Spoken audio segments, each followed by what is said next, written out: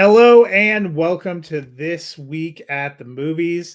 I am Matt and I am here to talk about what is a fairly loaded weekend at the box office. We have three new wide releases this weekend that you can check out, a couple of films on streaming. I will be covering one that is releasing on Apple TV Plus tomorrow. They usually do the preview that drops in tonight.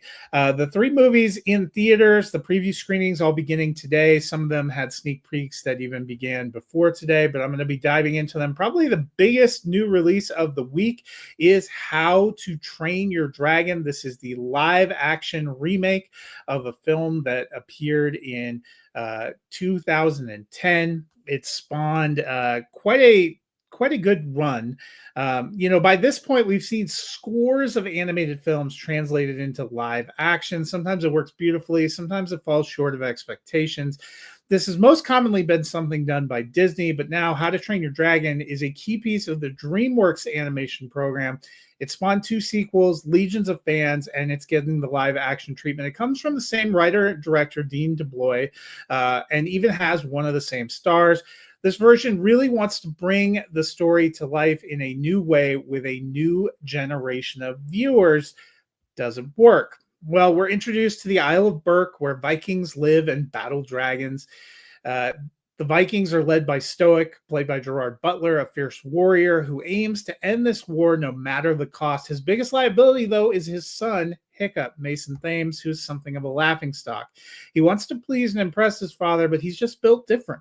Soon, Hiccup comes across a rare night fury, a dragon so elusive that it's never even been seen. But rather than become a dragon slayer, he sets it free.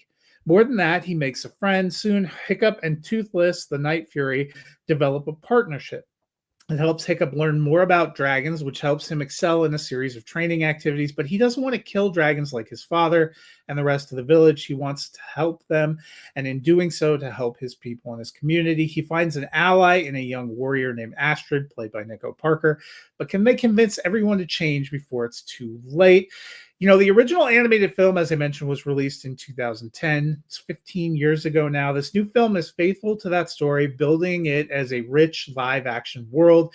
With a sequel already in development, it's kind of poised to become a live action franchise, just as it was once an animated franchise. And for fans of the world, or those who like these types of stories, it will be a serviceable, probably fun time at the theater. This is a faithful adaptation. It follows the story and the characters from the source material. Toothless is brought to life well, and the film literally soars when Toothless and Hiccup are together. I especially enjoyed the flying sequences. I also enjoyed the training sequences. It's not revolutionary or a particularly original film, but it does a really nice job of bringing the story to life in a new way.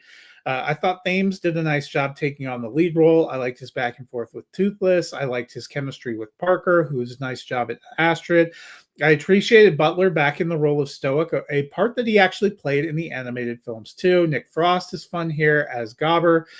It's a fun film. It has some good visuals. It felt a little darker, maybe more intense as a live action film than it did as an animated film, but it follows the template from that film, and it's a fun family ride on the big screen. It'll probably be a nice addition for those of you who are out there looking for something to watch with the whole family. I am giving it a thumbs up. Next on the list, the latest from Celine Song, and that is Materialists. It's been 2 years since Celine Song caught the attention of audiences with Past Lives. It was the story of three people and a love that spans decades, shown over three different time periods.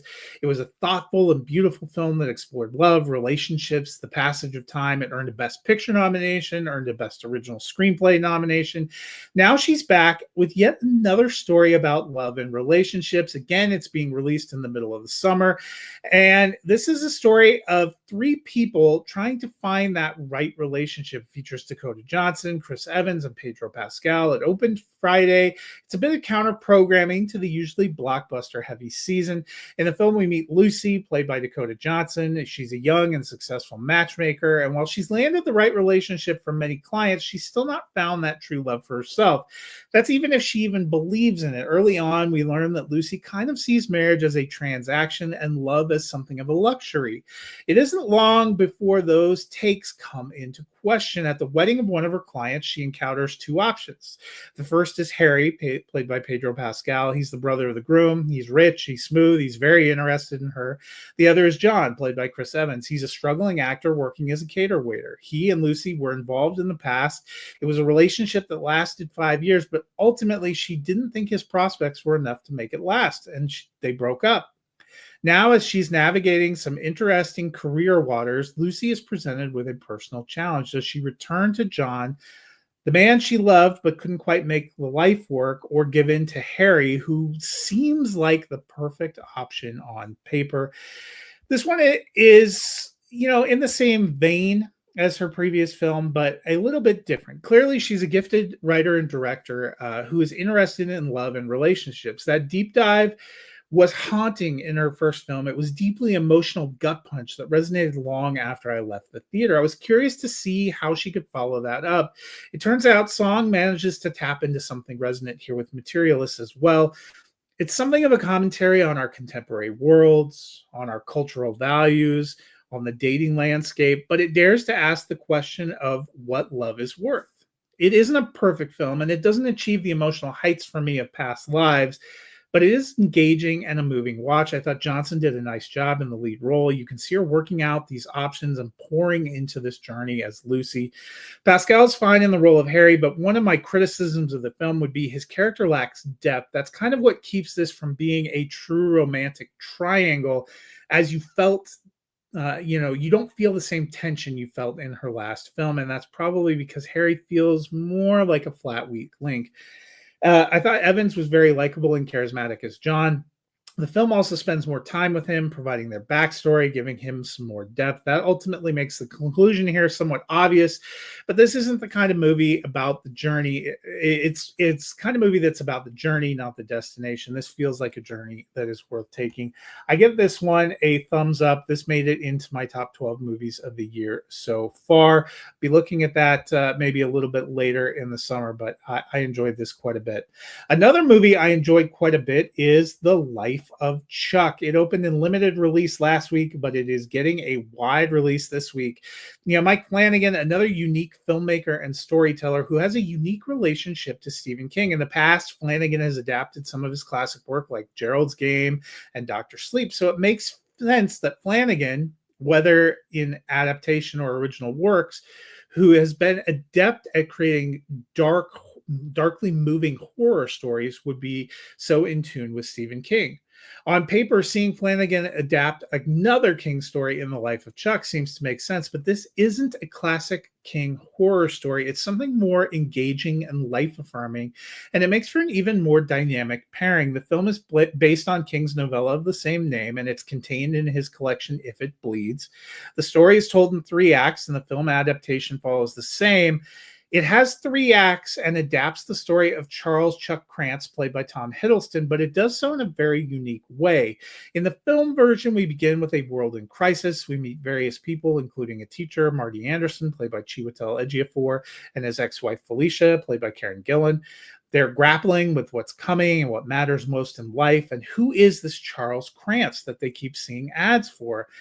In a bit, we're introduced to Chuck. He's a mild-mannered man living what seems to be an ordinary but happy life. As he passes a street musician, he's prompted to move. He dances with a joy and a freedom, drawing quite a crowd on the streets. Later, we see Chuck's early life, where he's raised by his grandfather, played by Mark Hamill, and grandmother, played by Mia Sara. He learns about the value of life and each individual, and through a series of circumstances, he also learns a secret that has the potential to impact the rest of his life. This film has a very simple premise. So did the novella that it's based on. But it has a great cast and an engaging story. The choice of how to adapt it is fascinating, but I think it works in a dynamic fashion in the film. We begin at the end of the novel and work our way forward, seemingly to the beginning. That might be distracting for some. It might not work for all viewers, but I found it captivating and, in the end, deeply moving. This feels like a very personal film for Flanagan, and it comes across beautifully on the screen. The cast gives a strong performance, but it's the production for me that really stood out. There are some gorgeous shots, especially in the first section of the film, and some deeply emotional moments throughout. The closing scene is profound in its way of bringing it all together and giving you plenty to chew on. I like the performances too. I thought Hamill does a beautiful job as Albie in the third section. Hiddleston brings such a vivacity and joy to the middle section. I really enjoyed Ejiofor and Gillen in the early section. All of it adds depth and meaning to the piece. You know, King is renowned for horror stories, but he's also given us some of the most profound explorations of life and hope. Films like Shawshank Redemption, The Green Mile, and Stand By Me continue to move and impact audiences. I think thanks to Flanagan's beautiful film here, I could see The Life of Chuck joining their company in the near future. Life of Chuck gets a big thumbs up from me. I was really deeply moved. I know the structure and the way it's done may not work the same for everyone, but I think this is a movie that you should make a chance to go see. The last movie I'm going to touch on before I get out of here is Echo Valley. This is a new one from Apple TV Plus.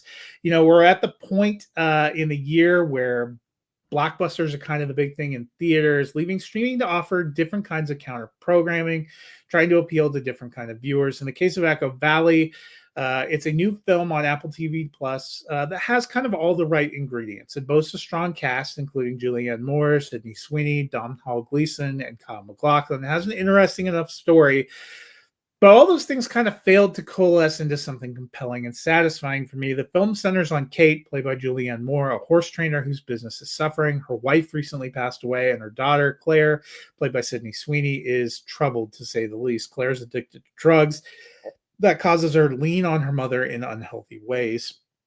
Kate tries to get the money to help keep her business and home afloat, turning to her ex-husband, Kyle MacLachlan. You know, they argue about whether it's worth it and how to approach things with Claire. Soon enough, that comes to a head as Claire turns up with Kate. At first, it seems like she just wants to visit, but soon enough, it's clear her daughter's in trouble. She owes a lot of money to a thug named Jackie, played by Gleeson, and he's come to collect. But paying him off is just the beginning of the trouble for Kate, especially when it comes to Claire. Claire spirals, their situation becomes untenable, and that forces her into drastic action as she looks to get herself out from under the situation her daughter has placed them in. You know, this isn't the first story about a parent desperate to try to help a child who's kind of spiraling out of control. There are some twists here that add some pop along the way, especially in the third act. That comes courtesy of writer Brad Inglesby, who gave us Mayor of Easttown and The Way Back. That gives this a little bit of pop, but it's not really enough to overcome a plot that feels a little too tired to me. I like Moore as a performer, but this isn't a great role. We don't get much depth out of Sweeney's character, too, and not enough is really built into their relationship to kind of set the stage for the stakes that's to come. Gleason's fine, but Jackie, a fairly one-note villain. The twist is somewhat fun in the third act, but it's really not enough for me to make the film memorable. It's a solidly crafted thriller by director Michael Pierce. It's a decent watch, doesn't waste a lot of time. It's only 105 minutes. For those looking for something to stream at home, this will probably work just fine. I'm giving it a thumbs neutral. I didn't dislike it. It didn't reach what I thought its potential could be. So, but it is available if you want to check it out. Well, that was me popping on quickly. I wanted to give you a rundown of all the movies that are coming in theaters this week. A big week, Friday the 13th. No horror movies in the wide releases, which is kind of a little bit interesting. We got a family-friendly movie. We got a couple of interesting dramas, a romance, a pensive life exploration. Not what you're expecting to see probably on a Friday the 13th, but here we are. That's how it's going to go in June. I will be away next week on a trip, but when I return, I'll be catching up with 28 Years Later and looking at F1 and Megan 2.0. So something to look forward to as we wrap up June strong, and then it just keeps rolling in July. So something fun to look forward to. Hope you guys have a great week, and until next time, I'll see you at the movies.